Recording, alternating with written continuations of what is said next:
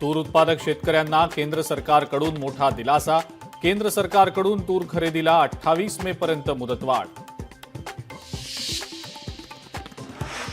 11वी online प्रवेशाचा गोंधळ संपता संपेना। प्रवेश प्रक्रियेसाठी नवीन वेळापत्रक जाहीर। 11वीचे ऑनलाईन प्रवेश 26 मे पासून आता सुरू होणार। जम्मू काश्मीरमधल्या किश्तवाडमध्ये चकमकीमध्ये महाराष्ट्रातल्या एका जवानाला वीरमरण। अकोले तालुक्यातील ब्राह्मणवाड्याचे सुपुत्र संदीप गायकर यांना वीरमरण।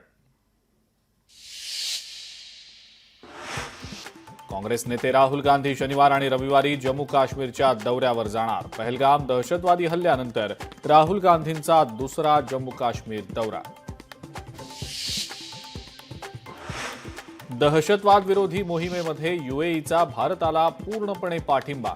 भारताच्या खांद्याला खांदा लावून पूर्ण समर्थन देऊ, यूएईच्या मंत्र्यांची भारताला ग्वाही। नाशकात ठाकरेंच्या शिवसेनेला मोठा धक्का। माजी आमदार नरेंद्र दराडे उद्या शिवसेनेमध्ये प्रवेश करणार। ठाण्यामध्ये एकनाथ शिंदेंच्या उपस्थितीत करणार पक्षप्रवेश।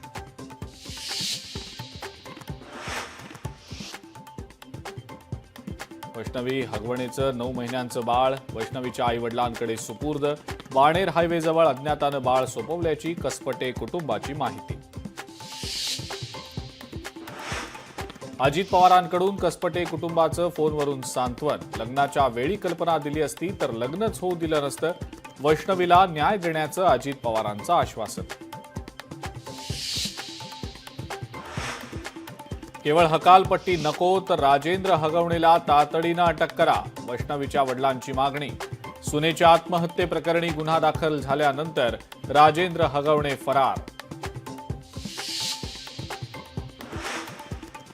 नणंद करिश्मा छळाचं कारण तर नवरा घरात नसताना सासू सासरे दीर आणि नणंद मारहाण करायचे। हगवणेंच्या सोडून गेलेली मोठी सून मयुरीचा आरोप। शशांकला सासरच्यांकडून महागड्या वस्तू हव्या होत्या।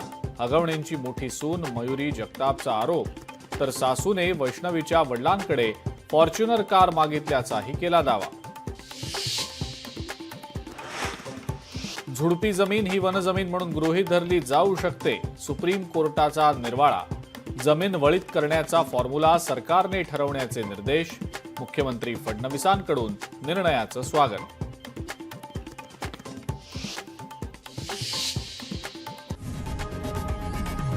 लोकशाही मराठी ऐका, पहा, जागरूक रहा।